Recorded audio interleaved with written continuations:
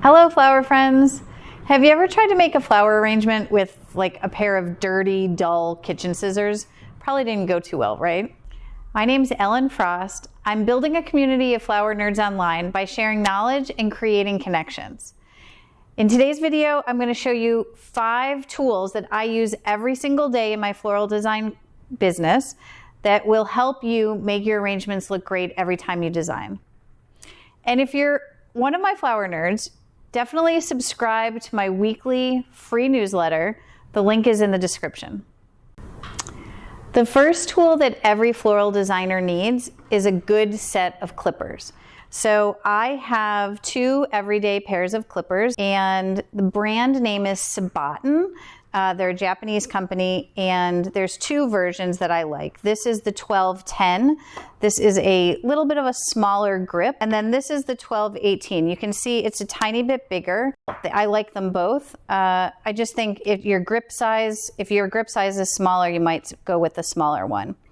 So these clippers are great for your everyday designs. You're going to be cutting flower stems, foliage stems, any of your herbaceous, so non-woody stems with these. You can cut woody stems with these as well, but I would say you want to stick to like small woody stems.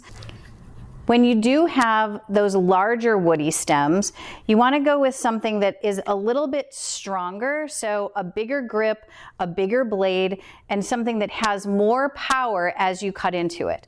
So this brand is Fiskars. They're a popular clippers brand. And this one is a little bit bigger. You can see it's got a bigger blade, bigger spring, so it actually opens wider. So you can put that around a thicker woody stem.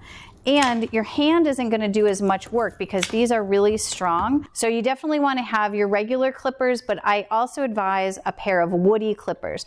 If you really have huge woody stems, this electric clippers the brand is called Rockroo. This is a great electric clipper. It has a battery just like a drill, so you can plug it in and recharge it. And you would think that this is not like a very important tool, but if you do a lot of work with woodies, so a lot of wreath work, a lot of evergreen work, anything with big flowering branches, this is going to save your hand and your wrist a lot of pain, because as you're doing this same movement over and over on very strong stems, your hand can get really fatigued and possibly injured. So I would definitely recommend a electric, this is, like I said, rechargeable, electric clippers that you can use for really large woody stems. The next tool is a wire clippers. So I don't advise using your regular clippers to cut wire because it will make your blade dull, and you want to make sure that your blade stays nice and sharp so that you can cut your flowers at a nice, clean, sharp angle.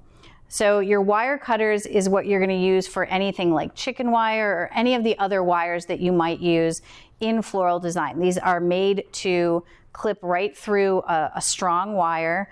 And this brand is Oasis. You can get these at a wholesaler, or you can get any wire cutter at the hardware store. Finally, I'm going to recommend just a good pair of fabric scissors. So while all of these tools do the same thing, they cut, a fabric scissors is important, especially if you're cutting things like fabric or ribbon for your flower designs. Using something like your clippers for ribbon is not going to work. You're going to get frayed edges, you're going to rip the ribbon. You really want to have a nice, sharp fabric scissors in your tool bag so that you can use those specifically for ribbon. Okay, the next tool that every floral designer needs is wire. Now, wire is used for lots of different reasons, and we use it in our shop all the time. The thing with wire is that it's going to allow you to manipulate flowers in more ways than just cutting them and putting them inside a vase. When you purchase wire, there's going to be a gauge number with it. And the gauge means how strong or how heavy is the wire. So the lower the number, the stronger the gauge. So I always have to remember, the lower the number, the stronger the gauge. That means if you had a 10 gauge wire, it would be very thick and strong and not very bendable. This here is a 26 gauge wire. This is very flexible, you can see, and each gauge wire, like heavy or light, is going to be used for different things. This is another type of wire that we use a lot. We call it velvet wire, but its real name is flocked wire. So flocked wire is just a piece of wire that has like a little velvety covering. And what this does is when you're using it, it allows, this metal wire is very slippery. So if you used this, say, for a head crown and you're wiring your flowers on, this is really slippery and the flower bunches can move back and forth. We love to use this flocked wire for head crowns. So we make the base of the crown with the flocked wire because when we wire our bunches on, they stay in place without any sliding. So the flocked wire is another type of wire that we use all the time. And then the last one I want to show you is bind wire. This is probably our most used wire here in the shop. This is Oasis brand, but you can find this at a craft store they have lots of different brands. What bind wire is a light gauge wire that, easily pliable, but it's covered in paper. So this is something that we use a lot of times to wrap bouquets, or we really use it for everything. We use it to hang flowers from the ceiling. We use it to attach things together where you're gonna see the wire because it does have this nice light brown coating on it. The next tool that you need is floral tape. So floral tape is widely used in floral shops. We use it all the time. I'm gonna first show you that there's a couple different sizes. This smaller 1/2 inch size is great for wrapping things like boutonnieres or corsages, also making extender stems, which I'll show you. Or there's this 1 inch, which is great for wrapping bouquets. So the magic of floral tape is that when you touch it, it feels just like paper. If you've never used this before, it feels just like paper. It's not until you pull on it that it releases a resin inside of it, which basically allows it to stick to itself. So I use it a lot for bouquet wrapping. So what I'm going to do is I'm just going to hold it here with my finger so that I'm holding it nice and tight. And then I'm going to just use my hand to pull it around. This is probably the most common way for florists to wrap bridal bouquets or bridesmaids bouquets. And you can see it just sticks right to itself. The next tool that every floral designer needs are floral mechanics. And what a floral mechanic is some tool that allows you to hold your flowers in place in the vase. So there are lots of floral mechanics. So I'm going to show you my 3 favorite mechanics. If you're interested in learning more about floral design mechanics, I have an entire free guide called The Beginner's Guide to Foam-Free Mechanics, and I'll put a link in the description if you want to learn more. One is waterproof tape, and this is just a very thin, this brand is Atlantic, and it's a 1/4 inch wide. It's waterproof.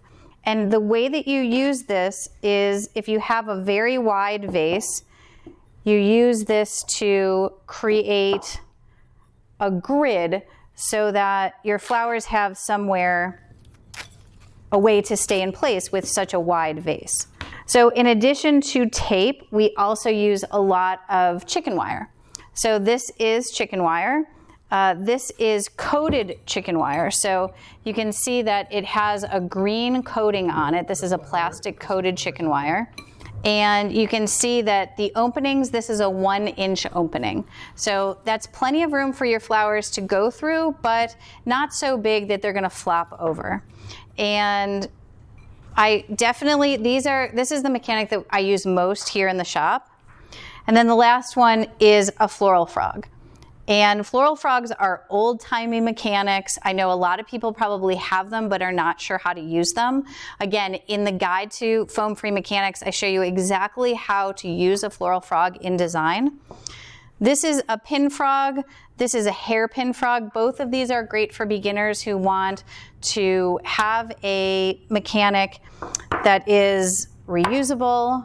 So I definitely suggest having tape, chicken wire, and a floral frog to help you use lots of different size vases with lots of different size flowers and actually design so that the flowers are in the exact place you want them to be.